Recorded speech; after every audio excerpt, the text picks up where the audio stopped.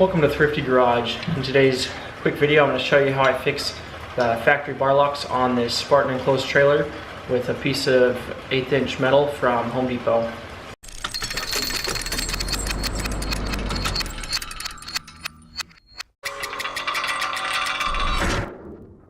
Now my biggest complaint is going to be this bar lock.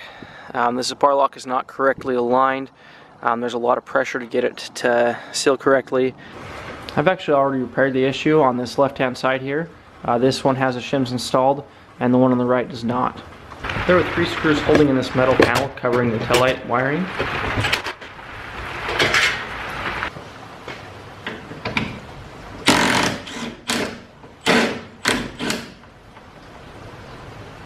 I removed all 6 self-tapping bolts holding in the bar lock. You can see here how the self-tapping bolts rounded out square holes in the bar lock where the carriage bolts are intended to go. I'm sure this was a decision to speed up the assembly process.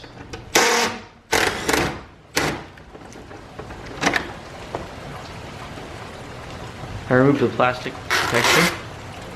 I cut the spacers into 4.5 inch pieces. The aluminum is very easy to work with. After cutting the aluminum with a cutoff disc on my angle grinder, I also cut off the corners to round them. I used this Ryobi belt sander to remove any sharp edges.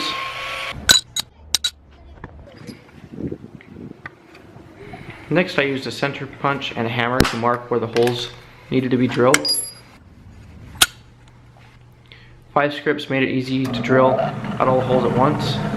I used a drill bit one size larger than required for ease of alignment.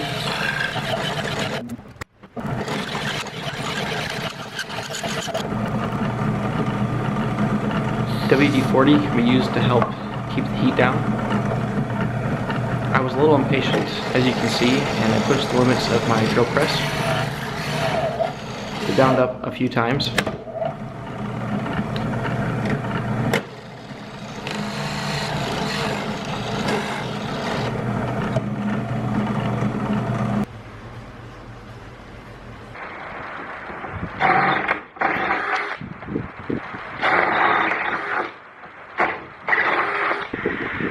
I loosely installed 1 bolt on the top and bottom of the bar lock to hold it in place. Then I finished installing the remainder of the bolts and tightened them down.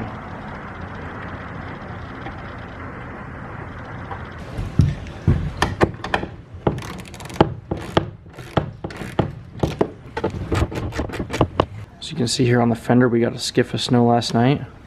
And then here's a look at that spacer I installed. So we got them on top and bottom on both sides. Clearance in here is still good, but the real difference is we've got much better tolerances here. You can see we've still got tension, but it's not as tight as it was before. Before that tension began about halfway through that bolt, so it's much easier to use and operate. It's like that on both sides now. Didn't do a perfect job on these aluminum spacers, but they serve their purpose. As I was editing this video, I realized I left out a few key points, so we'll go ahead and show you those now. This self-tapper is what was used originally from the Spartan manufacturer, and this requires a T45 security bit with the hole in the top there. This was a Husky bit that I purchased. Initially I was using these 3/8 inch bolts, 1 inch depth. Those worked fine for 1/8 inch spacer, but I ended up opting for 2 of the 1/8 inch spacers for a total of a 1/4 inch space. So I needed to go a little bit bigger. So I went up to this 2 inch bolt, but I downsized to a 5/16 inch. When the manufacturer used these, they slightly rounded out the square slot for the carriage bolt. But I realized that the carriage bolt wasn't a 3/8 inch, it was supposed to be a 5/16 inch. So I went to these 5/16 inch. Well, it wraps up this video. I hope that gives you a good idea what you can do on your trailers if you're encountering the same issues. That's what I did to mine. I didn't mention it in the video, but I did try and bend these bars as well. Even with heat, they were not able to bend. So this was the best option I found to fix this problem and remedy it. Like I said before, I wish the manufacturer would have taken care of this in their process, but I didn't want to continue using it with the extra pressure that was required. So I'm happy with what it does now and how it works, and thanks for watching.